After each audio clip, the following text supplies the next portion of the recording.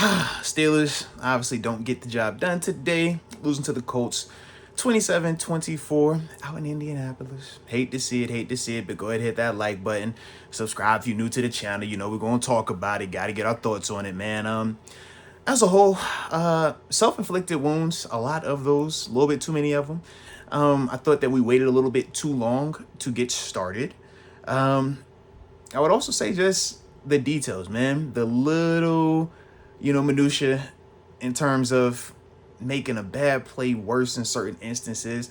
Thought today, man, came back to bite us in the butt. And also, I think the injury to A. Richardson, man, Anthony Richardson going out and Joe Flacco coming in was a huge boost for the Colts, man.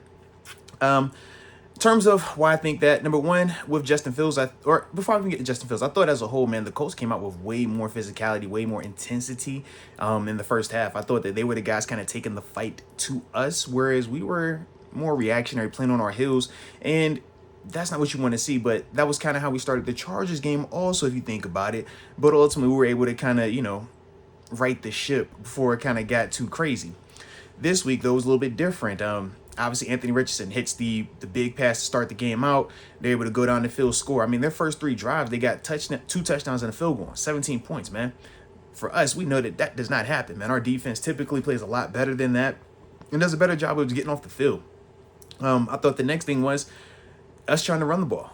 They were kicking our butt up front. I thought early on in the game, thought that they were winning the pass rush, not just their rush, but also their protection.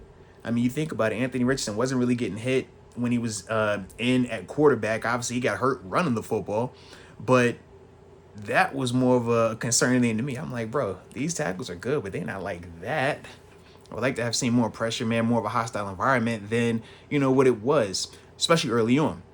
But then the flip side, you look at Justin Fields. It's like, man, he's making some plays, but it was just like weird, man. We couldn't really get a rhythm. We weren't really able to sustain drives early on.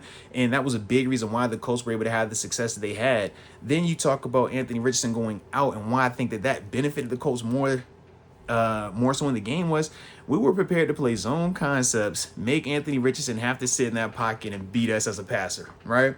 We said, man, he's going to try to pull the ball down, just tackle him when he's running. That's where it's dangerous, but he's going to make mistakes. Problem is, Joe Flacco came in, and that's Joe, he's perfect for that, especially at this stage. He understands how to anticipate, he understands how to feed his receivers, and he understands how to pick apart his zone. And I thought for us, that really made us uncomfortable defensively. And then we were trying to figure out, do you want to blitz them, or do you want to try to allow your front four to win with the rush? We weren't really getting the pressure that we wanted to. It got kind of awkward, but then the back end, second half, we did a really good job of minimizing some of those plays, but still with Flacco, man, you could just see where his veteran presence kept them in scoring position just enough where they were getting field goals. And ultimately that was the difference, man, than being able to, hit, those field goals at the end of the game to put this separation between us. But I will say this, man, shout out to Justin Fields. Rocky started at the beginning. Obviously he had a couple of bonehead type plays, but as a whole, man, I thought that he handled the adversity really well. Loved how I saw him just kind of lead this group through some of the adversity, through some of the chaos. Obviously, when the game wasn't going the way that we wanted it to go, the flow was kind of getting out of hand. He still was showing up, man. And even in the second half, he has the turnover, man, in that fumble situation, which was, I thought that from there, man, he came back and was lighting it up. Multiple scoring drives, using his legs, throwing the football, hit move for one. Obviously, most points we scored all season.